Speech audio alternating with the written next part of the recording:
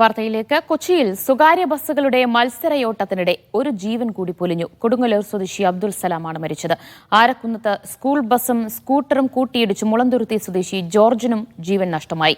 തുടർച്ചയായുണ്ടാകുന്ന അപകടങ്ങളിൽ നാട്ടുകാർ കടുത്ത പ്രതിഷേധത്തിലാണ്.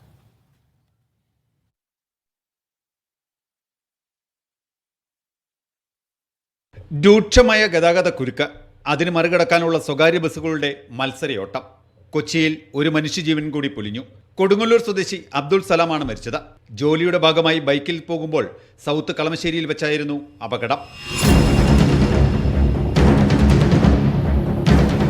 പോലീസും ഫയർഫോഴ്സും സ്ഥലത്തെത്തി തുടർ നടപടികൾ സ്വീകരിച്ചു. അപകടം തുടർക്കഥയാണെന്നും പരിശോധന ശക്തമാക്കണമെന്നും നാട്ടുകാർ. ബസ്സുകളുടെ സമയക്രമം നിശ്ചയിക്കുന്നതിൽ സാങ്കേതിക പ്രശ്നങ്ങൾ പരിഹരിക്കണമെന്ന ആവശ്യവും ശക്തമാണ്. രണ്ട് ബസ്സുകാർ തമ്മിൽ 10 മുതൽ മത്സര ഓട്ടം ഒന്നാണെന്നാണ് പുറകെ വരുന്ന ഓട്ടോറിക്ഷക്കാരൻ പറഞ്ഞു.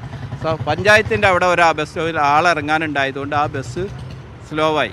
ഈ ഫ്രണ്ടിൽ പോയ ബസ്സാണ് അപകടം ഉണ്ടാക്കിയത്.